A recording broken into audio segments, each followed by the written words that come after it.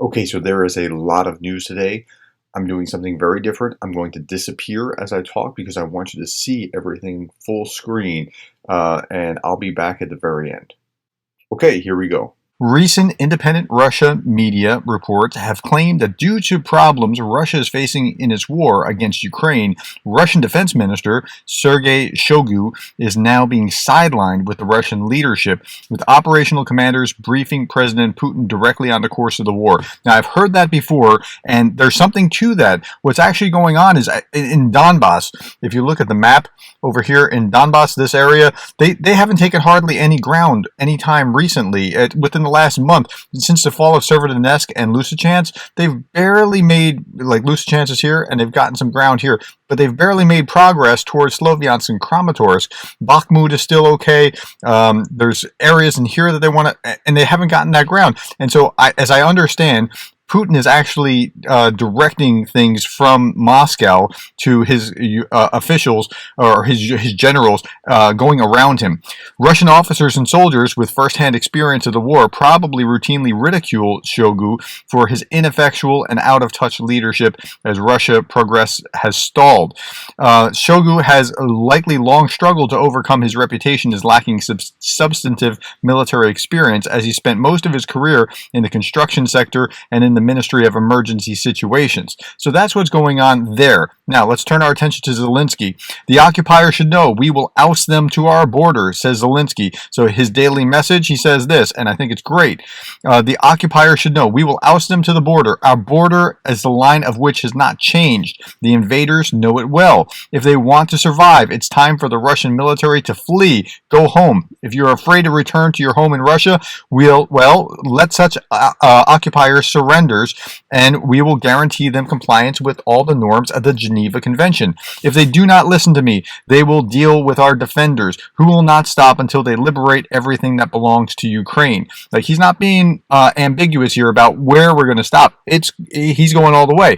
Now, it's not something special. It's not something that we supposedly started. We've been talking about this for 187 days. Think about this. 187 days when, according to Russian calculations, this was supposed to fall in 3 days, maybe a week, and then have the whole country under control in 2 weeks. Didn't happen. Russian offensive campaign assessment, August 29th. This is the Institute for the Study of War, and they do great work with this. Ukrainian military officials announced the start of the Ukrainian counteroffensive in Kherson Oblast on August 29th. Ukrainian forces have broken through the first line of defenses. So if you look at the map like this, you don't see a lot of territorial gains because they're just kind of pressing through. They're not really trying to capture like towns or something like that, village by village. Now, some Russian mill bloggers and unnamed sources speaking with Western outlets stated that Ukrainian forces have liberated several settlements in the west and northwest of Kherson city. Many Russian mill bloggers, nevertheless, report a wide variety of Ukrainian attacks along the entire line of contact, and the information space will likely become confused. That's the fog of war, and that happens. Okay, let's turn our attention to Politico. Politico, if you don't know, is a fairly reputable American magazine that covers most political issues. Ukraine has a good chance to retake U.S. territory, the U.S. assesses, and I think they're absolutely right. The U.S. has assessed that Ukraine has a good chance to retake territory, according to two Defense Department officials. Ukrainian forces have taken out most of the bridges crossing the Dnipro River, and they're using U.S.-supplied high-mobility artillery rocket systems. So let's look at the map again. Here is where Ukraine forces are coming from the north. They're trying to recapture Kherson, which was taken very early in the war.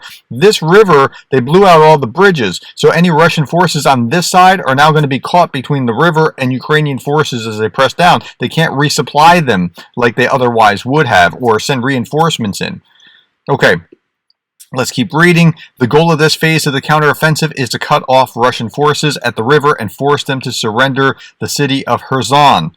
The U.S. is supporting the counteroffensive, which is visual intelligence about the battlefield from satellites and giving advice from military and retired military and things along those lines.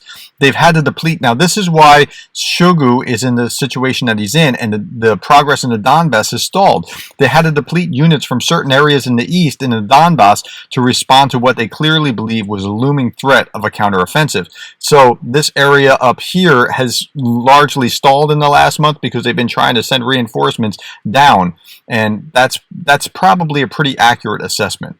Okay, let's look at another article. This is Radio Free Europe. And they talked about a senior advisor to President Volodymyr Zelensky said Ukrainian forces had broken through Russian defensive lines in several fronts. The claims, like many on both sides of the conflict, could not be immediately independently verified. Okay, so when you see language like this, in Radio Free Europe, Radio Liberty, when they say that the claims cannot be independently verified, you can largely trust the content from those kind of sources. It's when you're reading right now, Radio Free Europe is actually sponsored by the American government. So it's state-sponsored propaganda, but it's not. It's not nearly in the same category as something like RT. This is RT. This is Russia Today, and this is state-sponsored propaganda, except it has a independent verified trust rating of like 12 or 15% or something like that, because they just sponsor lies. And yes, it's state-sponsored, but there's a difference between state-sponsored stuff that says we can't verify the claims. And again, down here, Moscow's defense ministry acknowledged that Ukrainian offensive has been launched, but it insisted it had failed, with its forces inflicting heavy Ukrainian casualties. Enemy offensive attempt failed miserably, it said. These claims could not be independently verified. So if they give both sides, if they show what can be independently or not independently verified, at that point you can kind of hang your hat on it. Now let's look at what Russia's saying. Here is again RT. Ukrainian attempt at counteroffensive has failed. Here's what they're saying.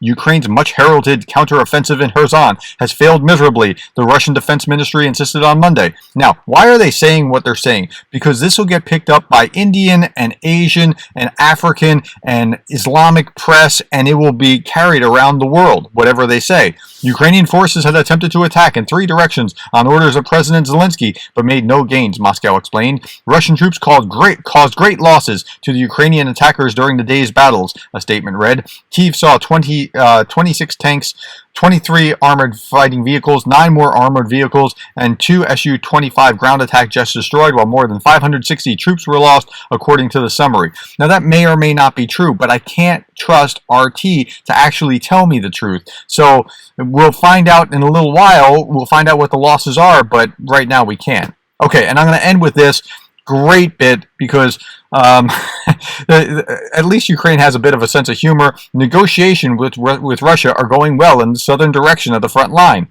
The only possible option for negotiations with Russia is being conducted by a special Ukrainian delegation in the southern and other directions of the front line. That means soldiers.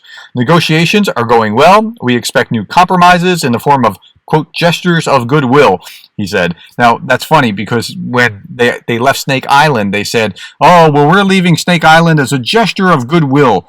No, you left Snake Island because you were driven out, and you lied about it because that's what you do. And it was carried in RT and Pravda and TASS. So that's how that works. Okay, so that's where we are today. I would look for more movement toward Kherson. I would look for more movement up here. I wouldn't look at much in the Donbass. I don't think there's going to be a lot there, but there might be. I don't know. But this is really where the action is going to be. This upper end of occupied territory above the river is what you should be looking for. So that was a lot. Thank you for your time. If you're still listening, please subscribe. I will be back doing this again tomorrow.